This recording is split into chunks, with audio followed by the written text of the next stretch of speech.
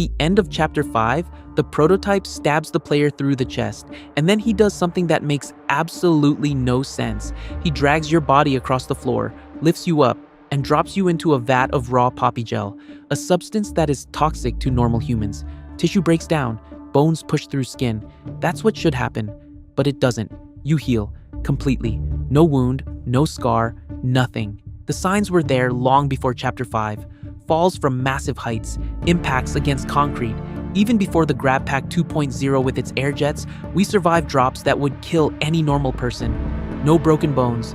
We just keep going. And the toys recognize us, not the way you'd recognize a random coworker from 10 years ago. Mommy Longlegs doesn't just attack us, she hates us. Miss Delight's hostility feels personal. Then there's the death screen. We still need you. Get up. Who is we? And why do they need us? Hold that thought. Back to the prototype, back to that vat. This is the same creature that orchestrated the Hour of Joy. The same mind that manipulated scientists, recruited Catnap as a child, and led every experiment to slaughter the entire workforce in a single night. He doesn't make careless mistakes. So why throw us into something that could save us? What if he knew exactly what the gel would do to us? Because he knows what we are? What if the player is an experiment? Not a monster, not a bigger body, a perfected version, one that looks human, acts human. Miss Delight confirmed we're human. But in this world, being human and being an experiment aren't mutually exclusive. Poppy was Elliot Ludwig's daughter. The prototype was Oliver, a child he adopted. Mommy Longlegs was Marie Payne. Catnap was Theodore Gramble. They were all people before Playtime Co. turned them into something else. So what if the same thing happened to us, but it worked so well that we don't even know it?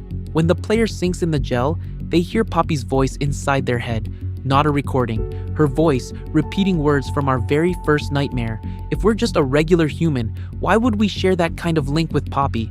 Unless we share the same biological foundation, the same gel, the same process. And after Giblet revives us, there's no gel on the floor, no blood where we collapsed. We wake up in the exact spot where we fell, almost as if our body reset. If this is right, we weren't sent to investigate. We were called back. The letter that brought us here never asked for help. It just said to follow the poppy flower. That's not a rescue mission, that's a recall. And that death screen? We still need you. Get up.